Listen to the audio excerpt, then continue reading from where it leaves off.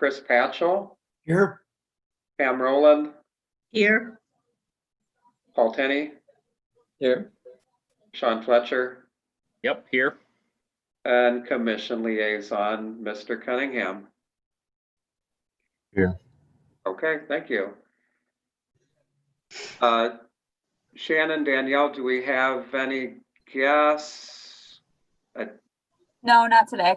Okay, So I do have an update on those folks that were accepted by you folks to be on the PRAB board. That that nomination report is currently being written and will go to the December 7th City Commission. So pending anything crazy, they would be approved on the 7th. So they would start meeting with us right after first of the year. okay. Do we have any changes to the agenda? I do have one. City Attorney Robinson asked me to bring up there's a request to expand the downtown, like the boundary of the drinking or having, alcoholic beverages from a local restaurant or bar and being able to walk downtown. The Downtown Partnership has made a request to have that boundary expanded to include Bronson Park, and Clyde had wondered if that should have been brought to your attention as more of a courtesy, and or is that something you should approve or not approve? It went directly to the City Commission. There wasn't an effort to just bypass you. It happened pretty quickly. And I know Eric was at, I think, one of the commission meetings probably where it was discussed. So I don't know if he can add anything to that, but that's the request, is to expand that boundary to include Bronson Park. And I think that the thought was, with all the lights and, the decorations, that, some people would want to kind of mingle a little farther out and take a drink. So. Okay, I think the perspective, well, it was brought up by Commissioner Praedel about including that component. I think that and then Andy Hahn jumped in to pretty much state, that was something that they were looking for, but at the advisement of city staff, they were told not to include it. I don't know what that conversation looked like or process looked like. And so as it was presented to us, it was not included. I know that we'll be bringing it back up before the commission. And the piece of that conversation was, there's some legalities around even allowing for alcohol to be in a park. And I think a piece of that ordinance, and don't quote me on that, required that Director Fletcher signs off on something and makes that decision as a city administration function, so it wouldn't be in the city commission's hand, or B, the city commission we would have to have, I forgot what the formal term to it is. I don't know if we're past an ordinance. I think it's an ordinance. And then he said, in order to reverse it, we would have to do it with a resolution. So we would have to pass an ordinance, and in order to do so, it will require 2 meetings. So that's kind of what we're facing or looking at. I think it was an ordinance amendment because the ordinance specifies I have the authority to say the alcohol can be in a park. It has to be approved in writing by me. And I usually, any of those I run by Jeff and Jim as a matter of courtesy, really, and just to make sure we're all on the same page. But yeah, I think it would, and by the time you go 2 meetings, you're going to be mid-December, and I don't know how long the Downtown Partnership was thinking that would go through. I don't know the time frame, but. Sorry, and I did ask that question in a follow-up meeting that we had on yesterday. And if we pass the ordinance, it wouldn't be until our last meeting. So it would be like maybe, actually, I think it would be after Christmas, before New Year's, before we could approve it, pass the ordinance. And then the ordinance will be ongoing. I believe the common area that allows for alcohol in the other parts of the city doesn't expire until 2024. And so if we approved it, it would be ongoing. And Clyde didn't really speak to what we would do or say in 2024. But what he said was, although it takes 2 to approve it, in order to reverse it, it would only take a resolution, which would be just 1 meeting. So I'm not sure. That's kind of where we landed.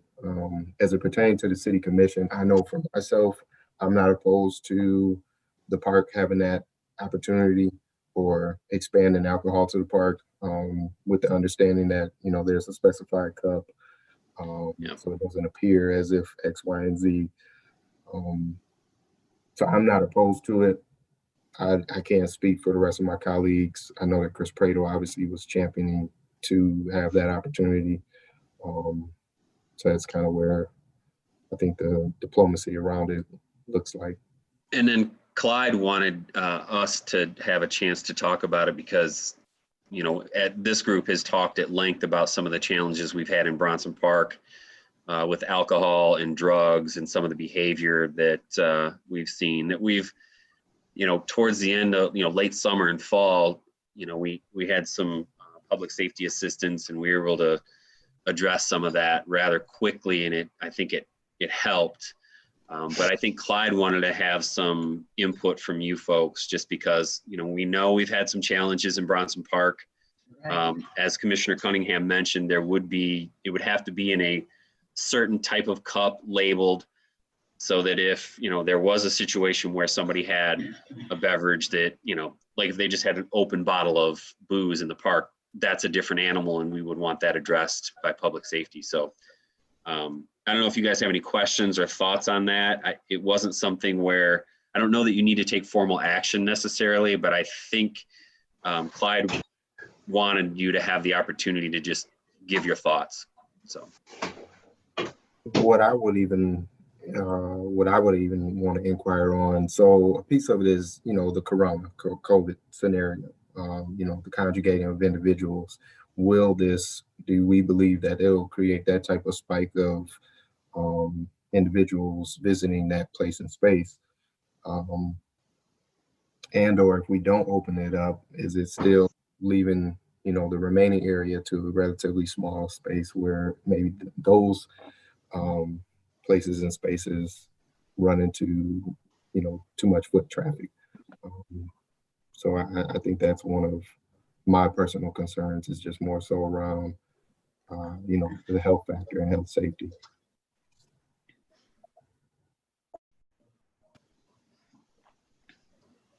I guess I envision not so much issues in December and January, but if it's allowed to continue, then it crosses over into spring and summer, where we have possibly the approval of activities in the park, and that we normally don't allow alcohol.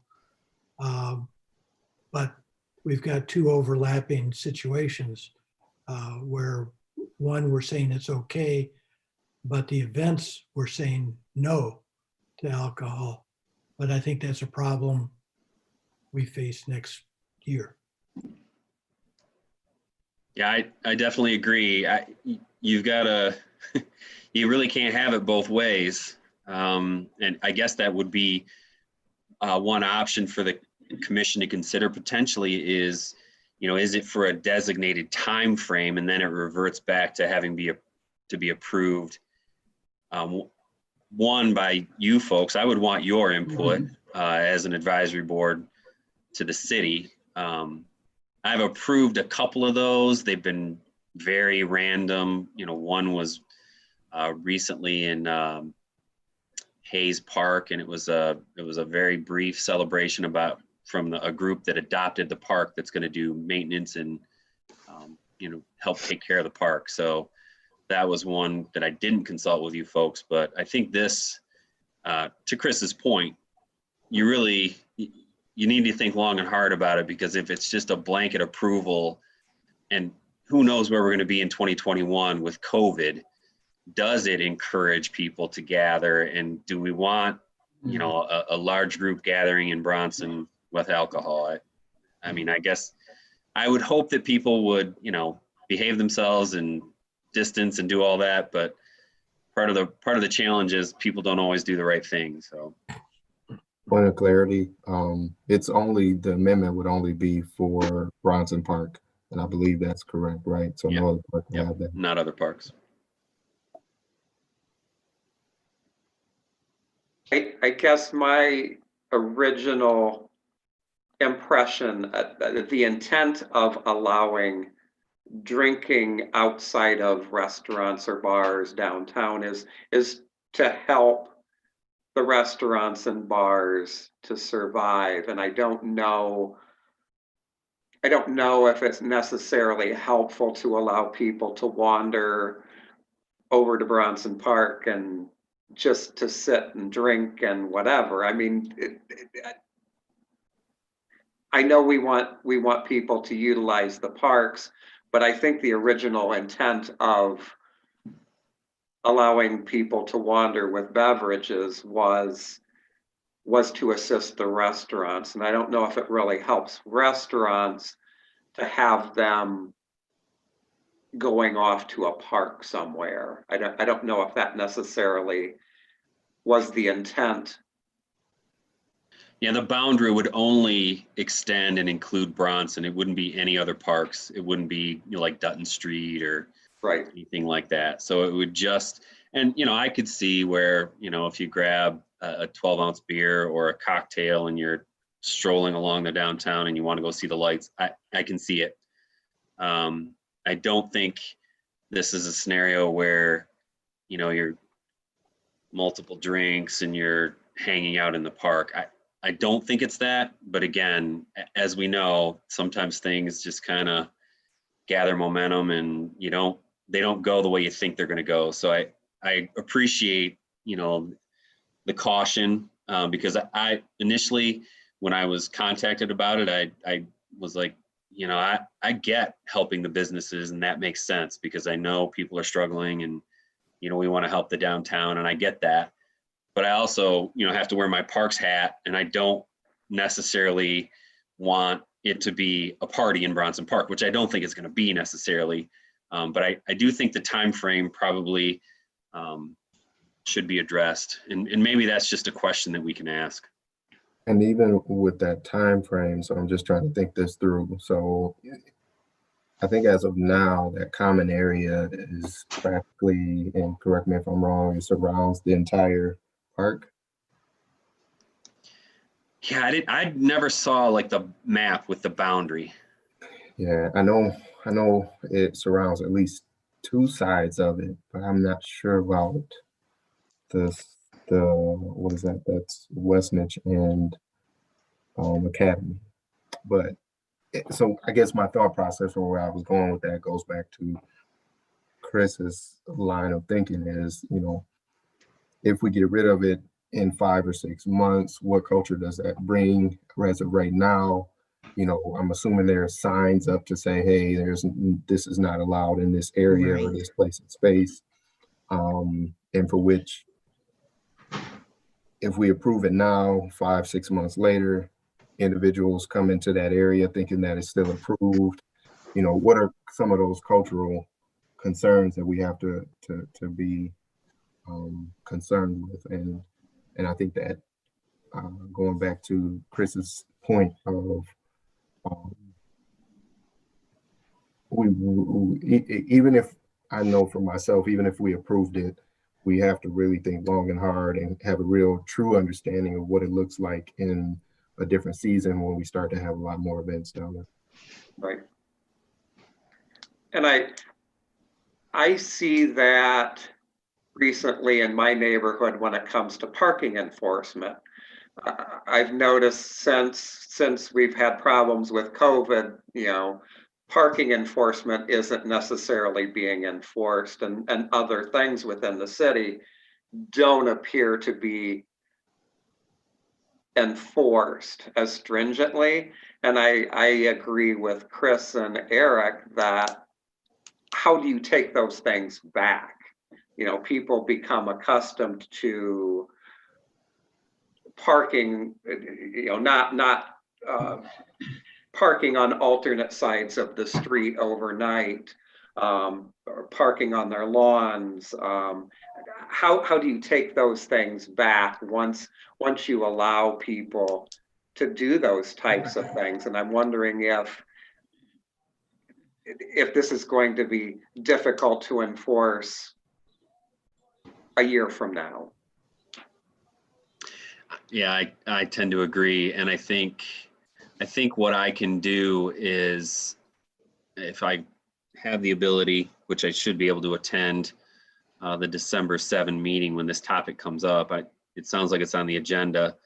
I can convey that thought on behalf of this board and our department to say, you know, that our concern is we're happy about helping downtown businesses, but if we start to allow this now, you know, the concern is what does it look like in the, you know, the late spring, summer, and fall. And once you allow it, you know, to your point, pulling back the reins becomes a little more difficult.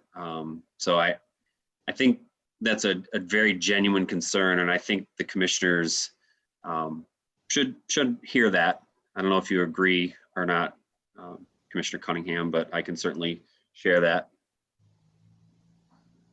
I guess my view on this is I would lean more towards trying to do everything can to help those downtown businesses and opening up the park for this activity just being a weird time, and just understanding that this is only going to be in effect when it's allowed, like throughout the whole downtown. And so I would assume that those bars and restaurants wouldn't be handing out those cups to go, you know, once that time closes. And so, you know, it'll be pretty obvious that alcohol won't be allowed in the park, you know, when that time period is done, because, you know, it just no longer will be available to the people. I'm not really concerned about COVID transmission outdoors in the open space when it's not too dense, you know, if there's not thousands of people, you know, in a closed space, or hundreds, you know. I think limit the number of people I ever see in the park seems safe in terms of drinking a beverage and walking in a well-ventilated area. And I think that was the reason why they're allowing the drinking outside anyway, is just to promote that behavior, that safer behavior. So I guess I'm leaning slightly more towards the allow it. I don't want to be hypocritical when a group comes to us and asks for beer or at a park event, and we have to deny them. Like, that's my biggest concern, right. is that kind of catch. Yeah, I completely agree with Paul. I think this is an opportunity for people to enjoy Bronson Park, and this is just another way that they can do that.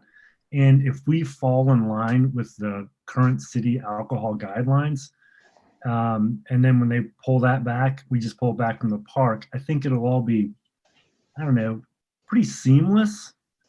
And I don't want us to not do something because we fear we can't take it back, because we make changes all the time in laws and policies. And I get it. It is a legitimate concern, but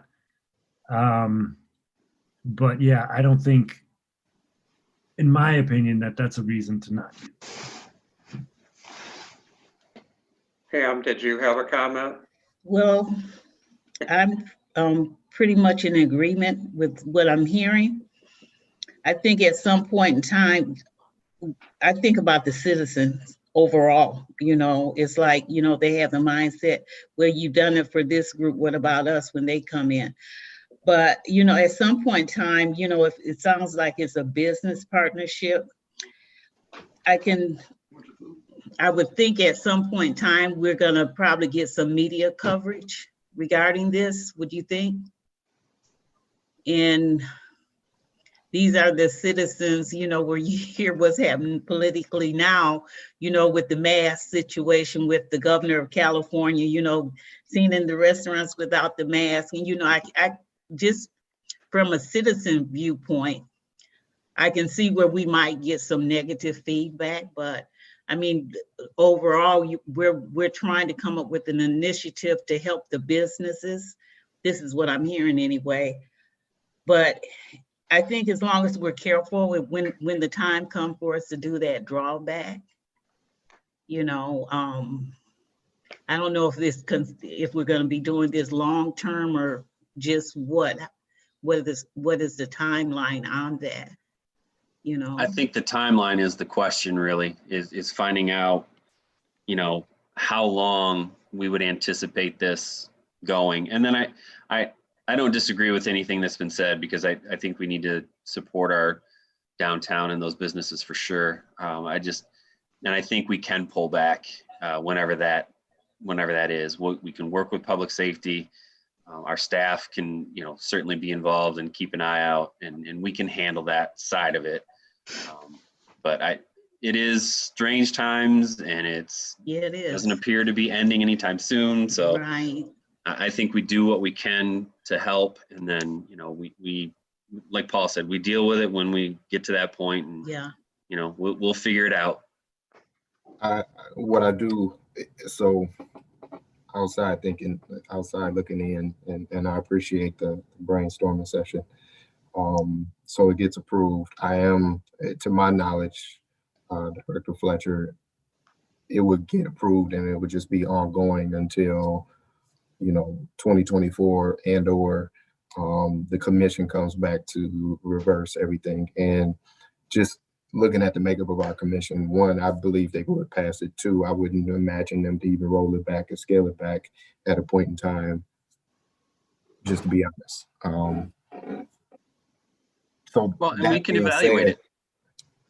Yeah, I can hear you. We can evaluate it. If it's not working well and we're having issues, we address that, and we report it back to the commission.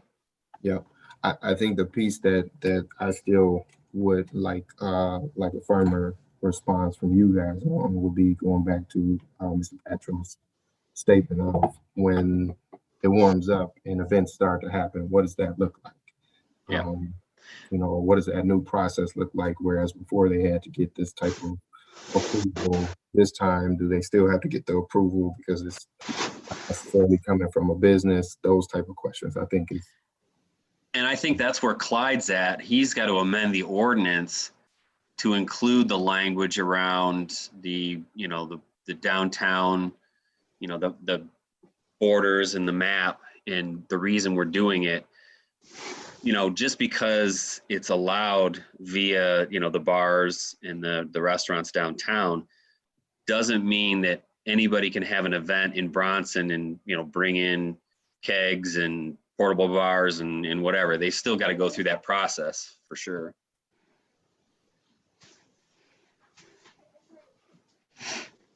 So do we as a board want to support casual use of alcohol at Bronson Park? I think you would support expanding the border, if you will, and in the map, where people can take, in a certain cup from, restaurants and bars. I think supporting that is a good thing, knowing that, we'll monitor it. And if there are significant challenges, we can always go back to the city commission and let them know that, and they can make the decision at that point if they want to address it. Okay. How do people feel about that? I can support that. I feel like I'm slightly more hesitant knowing that this is going to go into 2024. But again, yeah, I mean, we can always change it. So My suspicion is that would be adjusted. You know, I would guess that once things get back to normal, I think the commission would look at that at the behest of the city attorney and probably say, you know what, expanding that border has served its purpose, you know, where things are more back to normal, you know, we want to adjust that time frame back to, you know, whether it's 2022 or whatever it is. okay, yeah, I can support this then. Okay. Does someone need to make a motion? I don't know that you need to take formal action.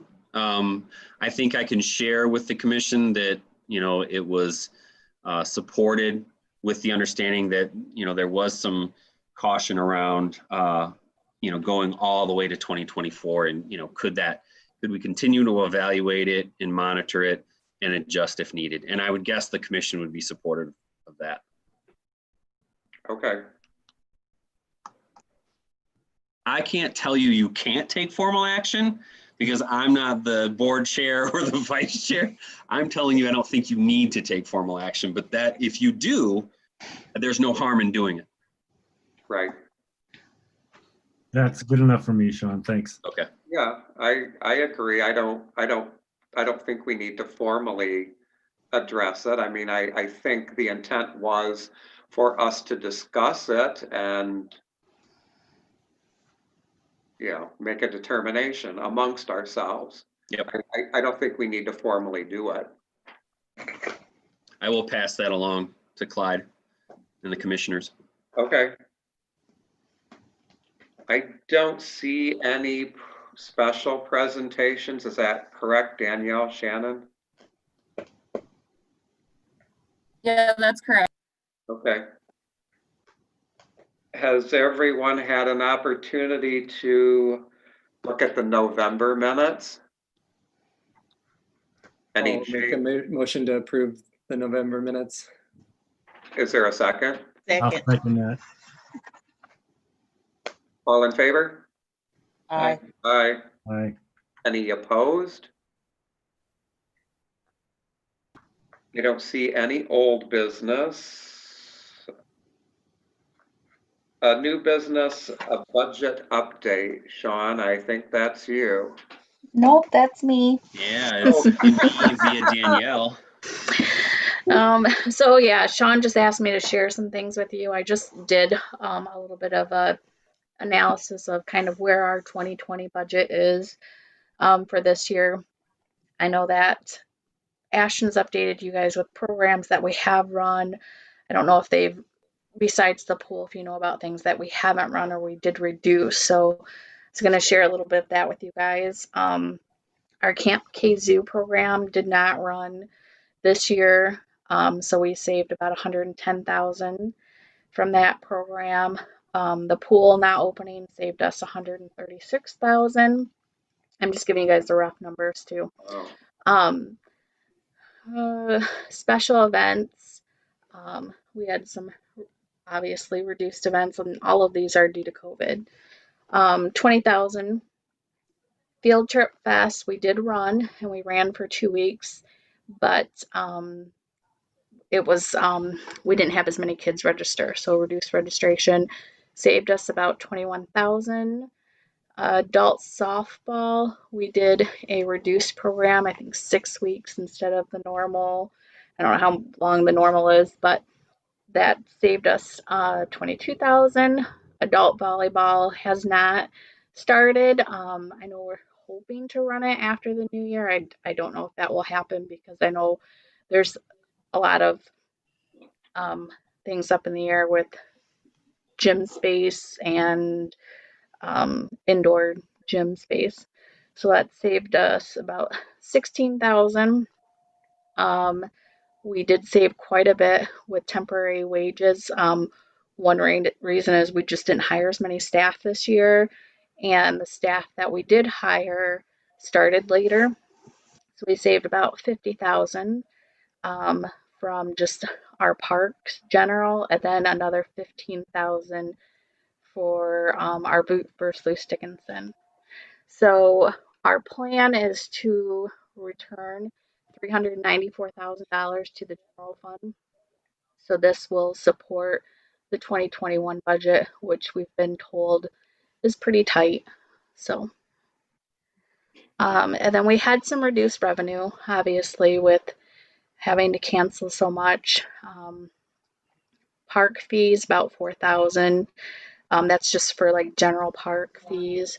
Bronson Park, although it was used quite a bit, a lot of it was like rallies, protest, and we didn't charge for those. So a $3,000 reduction. Some special events, another three, almost 4,000.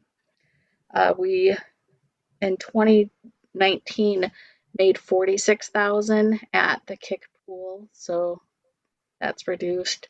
117,000 in youth programming, adult softball 17,000, adult volleyball 11,000.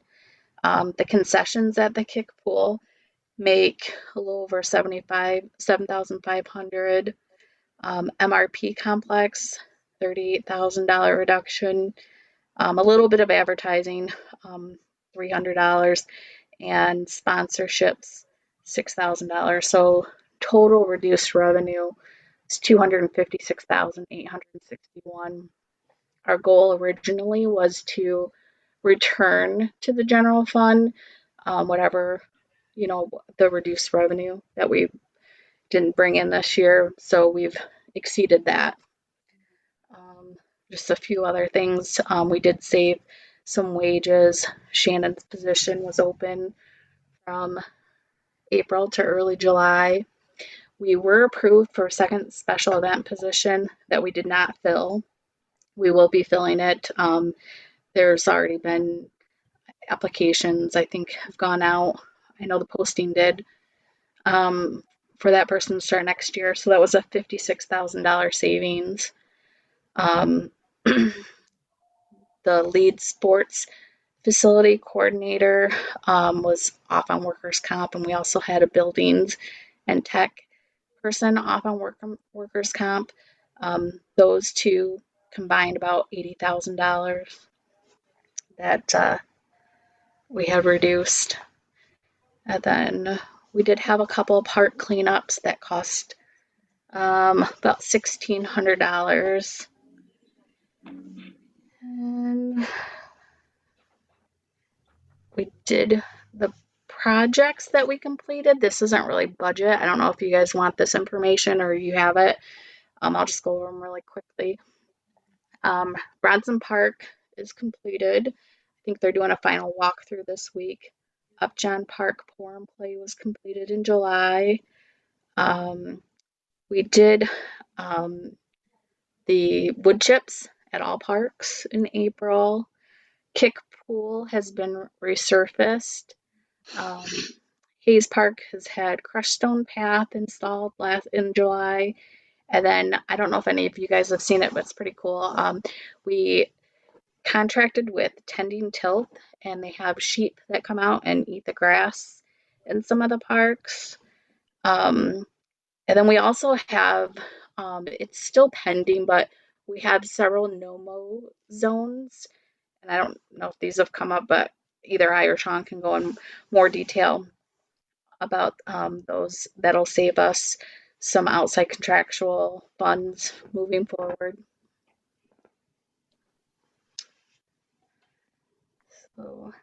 So the long and short of it is we had a lot of savings on the expense side, but we also didn't bring in revenue from the pool or from youth programs. So, obviously we had some direction from our leadership, looking at the budget.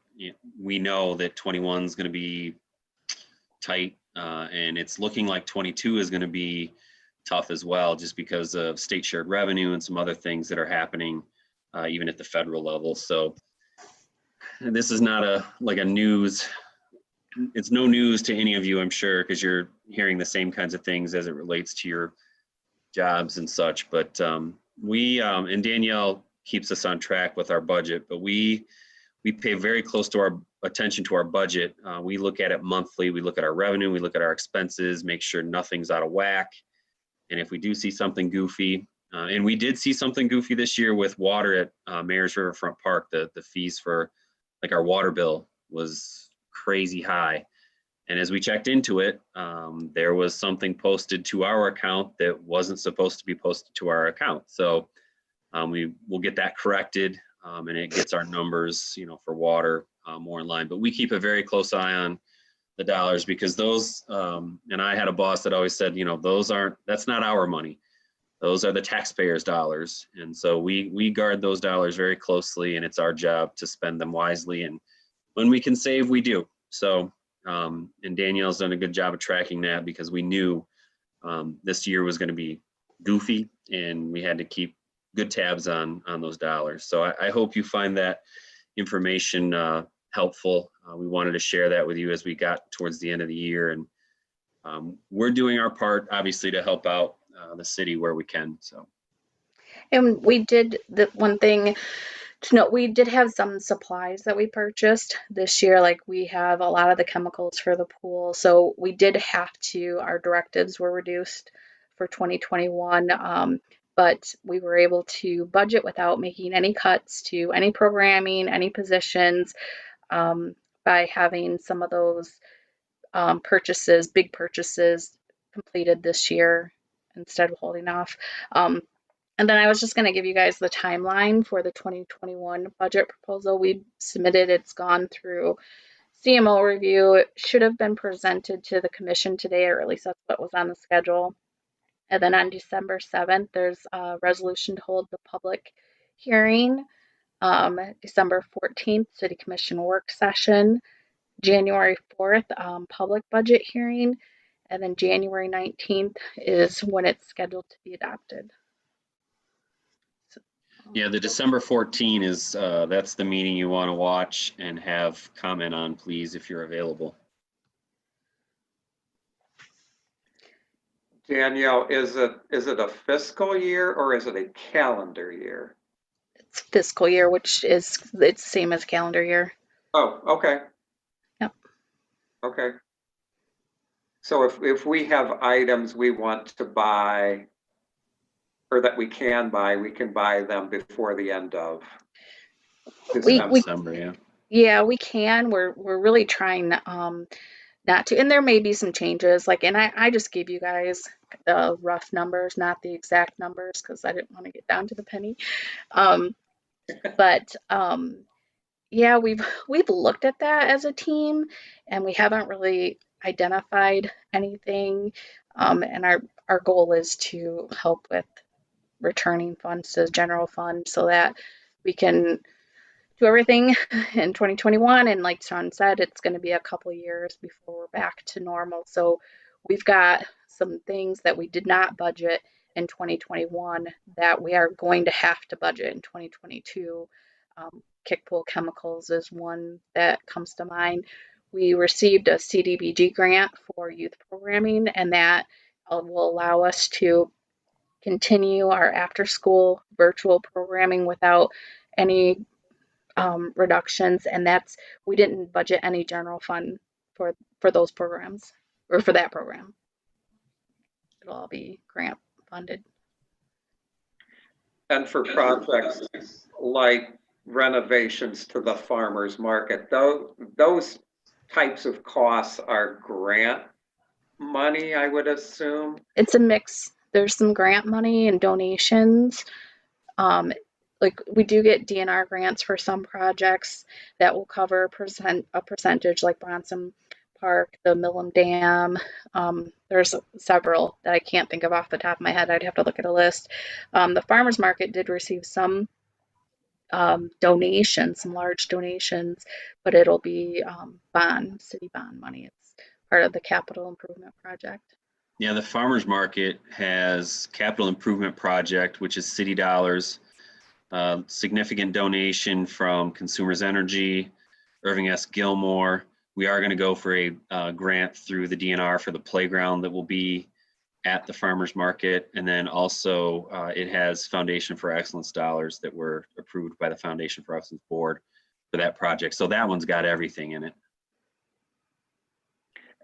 I guess my thought was, is there some money there that perhaps is going back to the city that could be used for that next year project, or is that?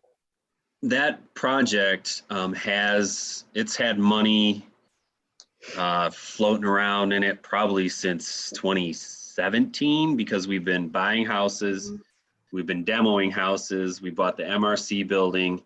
We've had to buy some of those properties so that we could do everything we wanted to do in that, on that site. So that if we didn't spend the money that was in the budget for, say, 2018, that money was then carried forward because we know that project's not going away. So same type of thing. What we don't expend in 20 is earmarked for either planning and or it'll be moved into 21 budget for construction, and we have $21 and we have 2022 year dollars that are allocated. So that money's not going anywhere. And then to your question about the dollars that would be returned for this year, that's really a city manager's office and city commissioners would make those determinations with input from us, and then from management services, the budget folks would say, yeah, numbers are better than we thought. We're going to earmark money for X. It could be the farmer's market.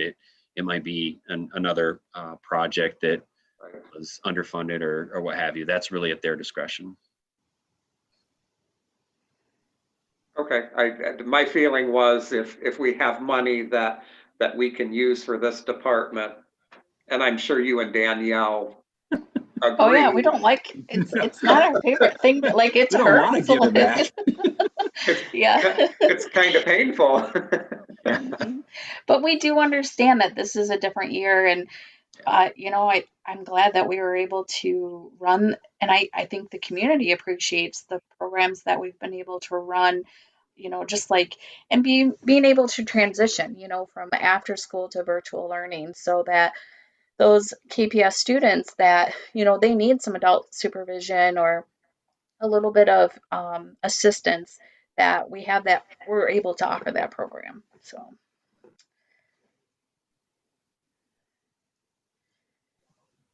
Any other board member comments?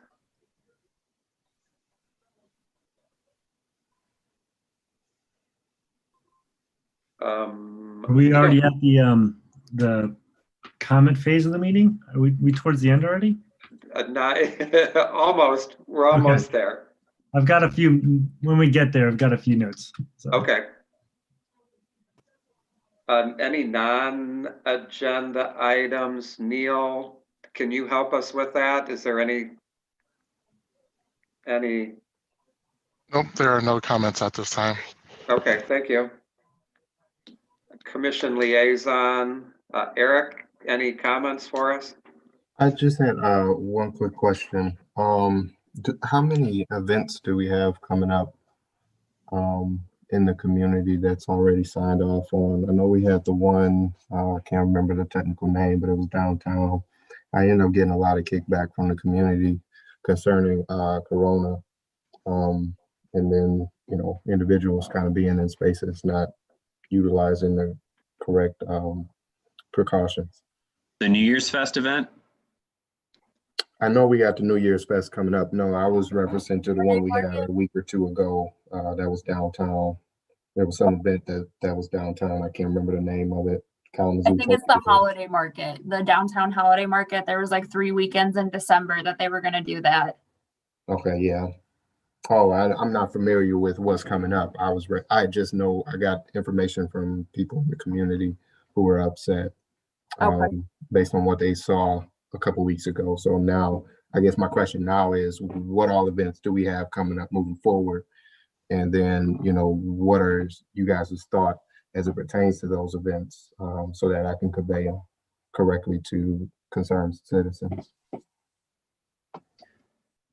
So New Year's Fest, recently, we did not approve that event application request. It didn't even make it to you folks.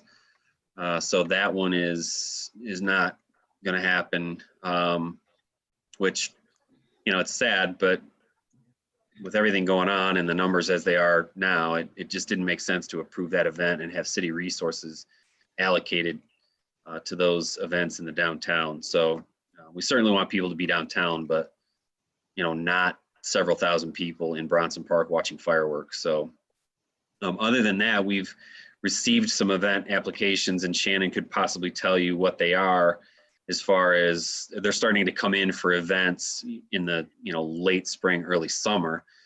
But our standard response is they would have to comply with whatever executive orders are out there at the time that event happens. So, and the city resources being allocated are contingent on whatever the executive orders are at the time. So we can always pull back if we need to. And, hopefully that doesn't happen, but we just don't know, obviously, so.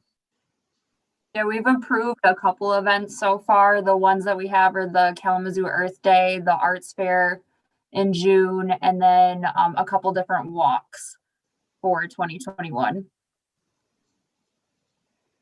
But nothing coming up soon.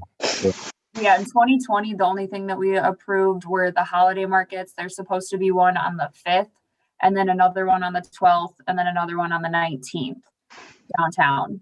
And that's it for the rest of the year. So with those 3 events, I'm sure I'll be receiving emails. What is there any thoughts or sentiments as the reason why these are still going forward? Well, go ahead. I think they're going forward because they still fall within the guidelines that the governor set forth. And if we feel like people who are using the park facilities that we have previously approved aren't abiding by those guidelines, like you're suggesting, we may have to reconsider approving any park activities, for the remainder of the pandemic. And Shannon, those events, those outdoor markets or winter markets, those are on the mall? Yes. Okay. I do have a question. Traditionally, we have the Martin Luther King celebration at the Mlk Park. Have we heard any requests for the use of that, or No, that is usually a partnership with the city of Kalamazoo, WMU, KVCC, some of the colleges? I And haven't traditionally, gotten for that yet. okay.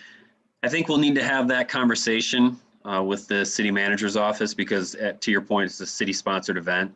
Yeah, Obviously, if it can be done safely and it falls, within whatever executive orders are out there in, early mid-January, then yeah. But I think that's kind of a to be determined at this point, correct. because, the orders might change, in a couple weeks. But we're kind of in that Yeah. wait and see approach with everything, because That's right. if the numbers continue to get worse, it might be more stringent executive orders, and we may not be able to do anything, even though it's Yeah. outside in the, dead of winter. So. Yeah. So one last question. So who would be responsible for monitoring smart markets? As far as the executive orders and following those guidelines, Yeah. I don't know if it's sheriff and KDPS. I know the sheriff's department came out with the growlers when they had their plan in place, and the sheriff's department came out to check on the growlers. I don't know if that's their marching orders. But certainly, I think if you've gotten complaints, I would certainly let our public safety folks know, and they could probably have an on-duty person at least swing by and see what's going on. All right. I'll follow up with that. I would also, with any of these events, I would start putting in place, or I would advise putting in place some monitoring, a process for monitoring, considering the severity of what we're dealing with. I get that it's outside, but 20 people can be in one corner, and that's still, being So we, as part of that process, that approval process with the city departments, public safety is part of that approval process. So they're in the loop. But we can certainly make sure, give them like kind of the reminder, hey, this event's coming up. You guys probably need to, just at least check on it to make sure people are doing what, the event organizer is doing what they say they're doing. So. Yeah, And I'm Shannon gonna sends send that an out email. weekly.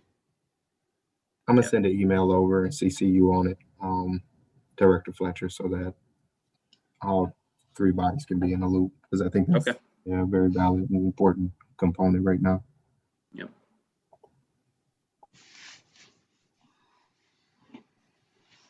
Is that it, Eric? Okay, thank you. Parks and Recreation Director Monthly Report, Sean. I don't have a ton of new information. I was going to bring up the December 14th board study session. Certainly, if you can tune into that and chime in your support for our department, that would be greatly appreciated. I think that meeting starts at 6 o'clock, but I can confirm that. Other than that, obviously you got the budget update. We are continuing to move forward to get the farmers market project out to bid. It sounds like we're going to have the Bank Street road realignment would be a bid addendum. The thought is to have one company do everything. From a logistical standpoint, it makes a ton of sense. And we may get some better pricing if one company's doing everything, and they might sub out certain parts of it, but we could get better pricing.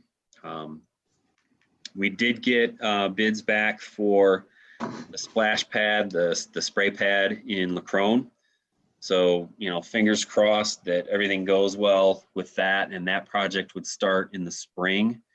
So hopefully we have, not a monsoon spring, but they'll get in and start working on that. That'll be a great amenity for the north side, obviously. And then the other projects that we're working on, we've actually, I think I provided a bit of an update last time, but we're going to move some money around in the budget to do some upgrades at Mlk Park, some much needed upgrades there too. So Verberg Park, the EPA is doing some cleanup along the river up near Mayor's Riverfront Park eventually, and by Verberg. That's delayed the Verberg Park project, and I didn't want to just have money sitting around for 4 years. And we know we have a lot of needs in the system, but Pam and I have been talking about some of the things we want to do in Mlk Park for probably since I've been here, sidewalks and some other things. So we're going to be able to get some of those things completed next year. That would probably start, I would guess, late spring, early summer. It really depends on how everything goes with the construction bids and those types of things, but some much needed improvements there too. That's it. Any staff comments? Just have one thing. We're going to be doing a holiday cheer drive-through where families can come pick up holiday goodie bags and drop off their letters to Santa, all while staying in their cars, so it'll be COVID safe. This is going to be at our office on December 16th from 3 to 6 p.m. and any interested families can just go to our website to claim their $5 bag. Very nice. Board member comments. Chris Bohl, do you have any comments? You do. Yeah, I do. Just a few. First of all, I want to thank Commissioner Cunningham for showing up to these meetings. It's been a while since we've had someone regularly attend, so we appreciate your support and you being here. I want to thank Shannon too for the amazing minutes that she keeps. I don't read them every single month, but when they do, they're extremely thorough and really appreciate it.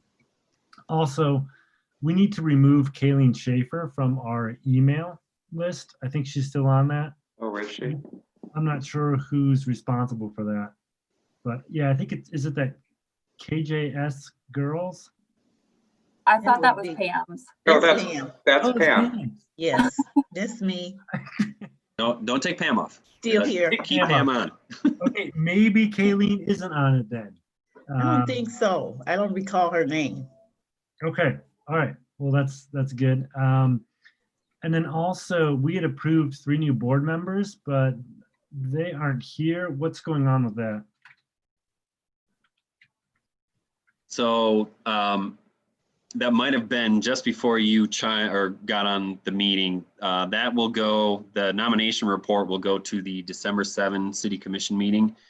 So they should be approved and would be start attending meetings in January.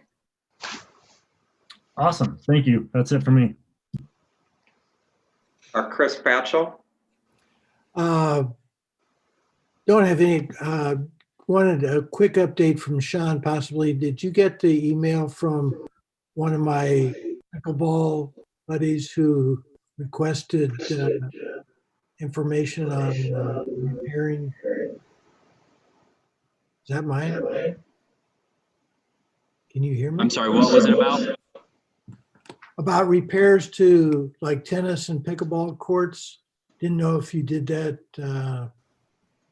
I don't think I've seen anything. I know we have a new spam filter, and I've not seen some things come through, but I don't know. It doesn't sound familiar. Is it at Crane, or where are we talking? This specifically was at Crane, Okay. but I'm sure the situation may be similar wherever you have tennis courts where you have cracks and so on. Yep. Didn't know if that had to be brought to your attention to get it repaired, or was just a routine. Should be routine maintenance, but I'll make sure Preston takes a look at it, especially now, because then we can coordinate that work early in the spring. Super. That's all. Pam, any comments? Just a couple. I just wanted to, the Christmas tree lighting. I looked at that on Zoom, and I want to thank the city commissioners, Eric and everyone there. It was really awesome, the way you did the Christmas caroling and the input from some of the people from the community. I really enjoyed that. I thought that was nice. And then I want to thank Sean for the meetings that we've had. And, you know, like he said, it's been a long time that we've been looking forward to having some changes in the Mlk Park. We're all excited about it. I think I'm most excited about the fact the new trees that are coming in. We're looking at putting memorial plaques on some of the new trees. And we just lost a pioneer here in the community of Dorothy Young. She was a former principal of Hillside Middle School, and she was a pillar here in the community. And so we're looking at doing some memorials on those trees. And so we got people like Lois Jackson and Robert Jones, our former mayor. These are community pillars that have gone on and crossed over. And so we're really excited about it. And I just want to thank you, Sean, you know, and I'm just excited and looking forward to it. And I hope to have more information to share at our meeting next month, because I'm in the process of working with the committee and talking personally with these families like Dr. Charles Warfield, and so that they will agree to us being able to have the memorials on those trees. And so, but basically, I'm excited and happy to be a part of this team. Looking forward to working with our new members coming on in January. That's about it. Thanks, Pam. Paul, any comments? Guess I visited a couple parks, Bronson and Davis Street the past month. They both looked like they're in good shape. I think we're doing good. I think the city's doing a good job keeping those in nice condition. So good job to Sean and team. And I agree on the Chris Bull's comments about Shannon's minutes. They are amazing whenever Really we read them. So Thanks. basically the whole parks team, you guys do a good job. So it's really a nice board to be on. So that is it for my comments. Thanks, Paul. You know, I neglected to ask you, Sean, about where we're going to relocate the farmer's market next season. Has that been So- decided? Yeah, so not super top secret, but just kind of top secret. The farmers market will relocate to Mayor's Riverfront Park. We have been working with the People's Food Co-op staff on logistics and where things will be and parking and tables. And so far we have a really good plan. And I give all the credit to Caitlin Beckin and Katie Justa, I think is her last name, and Chris Dilly. They're really putting together the plan for how it's going to flow and where things are going to be. And we're actually there. I have a meeting, I think Thursday, with the growlers and the farmers market folks. They're hoping to work together on some cool things related to baseball in the market. So some cross marketing opportunities and Thursday markets and games. So I think there's some good energy around, you know, having a good plan in place for the market not being at the market site for a year. But in the end, it's going to end up being better because it'll only be moved once, barring any crazy weather, you know, unless it rains for 4 months, which, you know, I hope doesn't happen. But we're looking at it taking approximately a year to get everything but the indoor market event building done. So it'll be great when it's done. It's going to be a little clunky and it's going to be a huge change for people not to go to that site. And we're working on a wayfinding sign plan so we can get people, you know, over to Mayor's Riverfront Park. We have a marketing plan. We'll work with that awesome team of Neil and Amanda to get information out about the market being relocated, but we feel good about where it's going to go. We're going to have more restrooms, which we know is a huge concern all the time about the existing market. So it's coming along nicely. Is that information you'd prefer that we not share? I mean, it's again, I don't think it really matters. It's going to get out there at some point. If you could keep it under wraps for a little bit, that'd be great. I'm guessing there will be some information that will go out probably right after first of the year. Okay. I think most of the market vendors know, but I don't want somebody to be completely surprised and caught off guard by the fact that it's going to be moved. Okay. The only other comment I wanted to make is the Christmas lights downtown. I don't know if we bought extra, but I think they look better than they have ever looked in the past. Yep, we spent a little more money in Bronson, and I can't speak to the mall and the downtown lights. But yeah, I agree. I've heard nothing but positive comments. And I know Commissioner Cunningham had kind of spearheaded some of that work on the heels of our former mayor when he left, because he wanted more lights. And so kudos to those two for kind of pushing that forward. And I've had several people text me about Bronson, just saying it, you know, looks fantastic, and you know, the downtown looks great. And it just provides that little bit of, you know, kind of a boost to people in kind of the crazy, goofy times. So I'm glad we can be part of that. Yeah, I agree. One other thing, I have not heard back from the Oakland Drive, neighborhood folks. At one point, we were going to talk to their board, Right. Maybe the three of us. I have not heard back from Pete, so I will definitely reach out to him. Okay. Perfect. Thank you.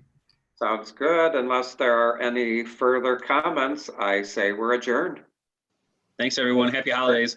Okay, happy holidays. Take care, Sean, down there. Take care.